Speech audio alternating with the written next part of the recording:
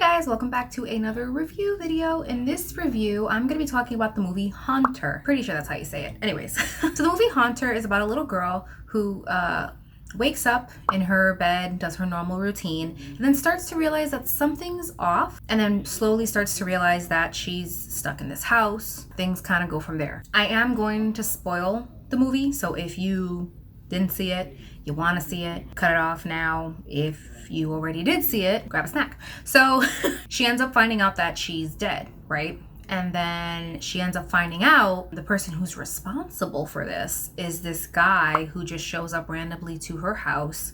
And then she also finds out that there's a current family that's living in the house and they're in danger of being killed by him. Basically, he's a serial killer. He's a piece of shit. And he's been killing families since 19-something. So she starts to go on a quest to save this family, but it's kind of hard for her because she's realizing that, he's in control and she could lose the life that she has right now. And he has a sense of power and control over her. Anyways, girl's personality, it starts off very teenager-esque, where she's just like, everything bothers her. She also, there's no form of, her really, documenting and, she talks about it, but it's not enough. There's not enough narration. If you're gonna give me narration, give me narration. There's not enough narration. There's no diary that she's, it's like she's not really trying to get to the bottom of this. She's just annoyed by it.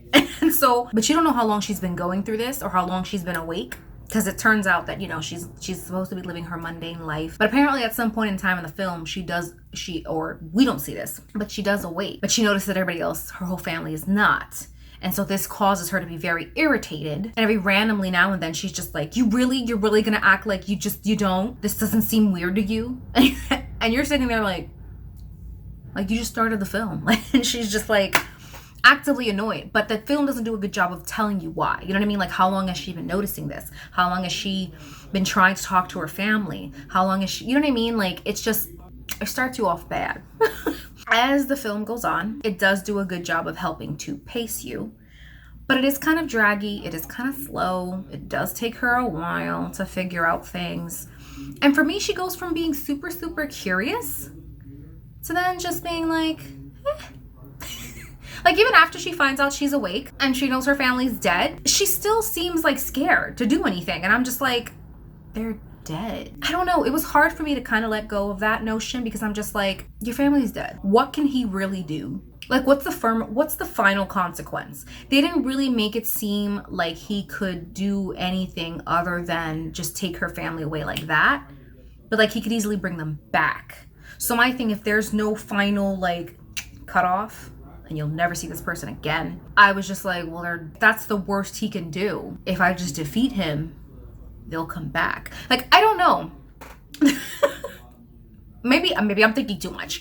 But the film doesn't really establish what he can and can't do or what he's capable of. Because there's a scene where he literally disintegrates her entire family in front of her, but then he brings them back real quick. And to me, I just thought, okay, well, he clearly holds the power.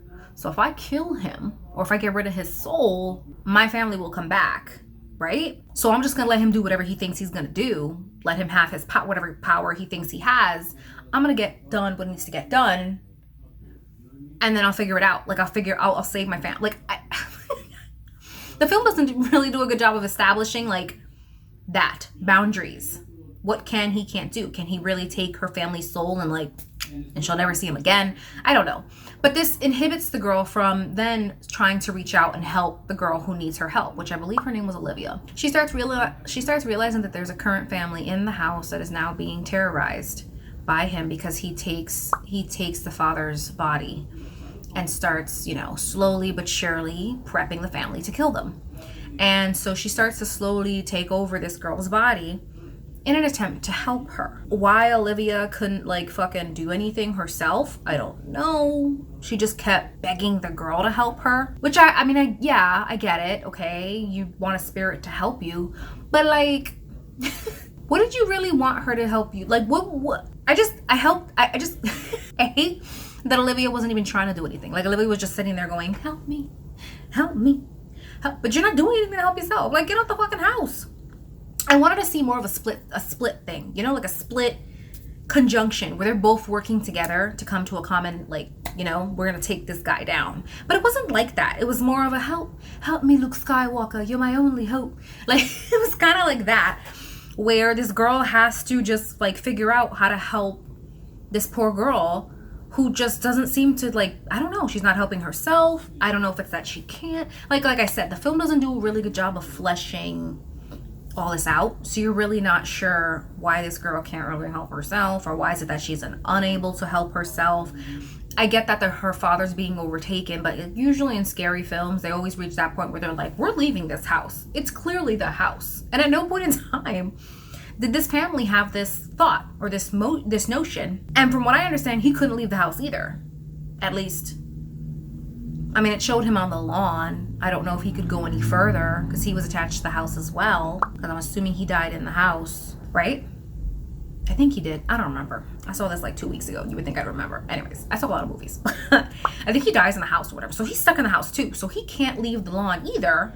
But he's like, what makes you think you can leave? And I'm like, you can't leave either though, bro. Like, so like if the family had just left, I think they would have been all right. Olivia doesn't ever seem to make that notion. I don't really see them, like, we don't see the mom fighting. It's just this little girl fighting to save this one family. And although it's cute in its own sense, I just feel like as a whole, the struggle could have been a little bit better, is what I'm saying. It just felt like they left it up to this one girl to do everything. And she didn't even know. She had to figure things out. She had to wake up her own family. I like that aspect of the film, where the girl realizes that there's a reason why they're not, you know, but I don't know anything. And then she tries to go out of her way to wake them up, to get them to see what happened, and to, like, you know, accept the realization of what happened and then get past it so that they can work together to beat the shit out of this man. They don't really do that. She kind of does this whole like cliche, we're all in it together, and then she like takes the family and she's like and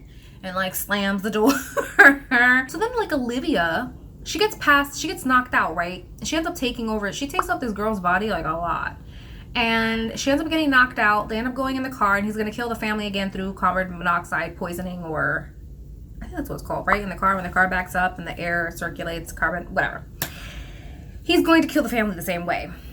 And she wakes up as Olivia, and she tries to fight as Olivia. And I'm just like, but where's Olivia? There's nothing wrong with Olivia. Olivia is strong, right? Like, I just didn't like the whole defenseless, like, I can't do anything for myself. I need a ghost to come in my body.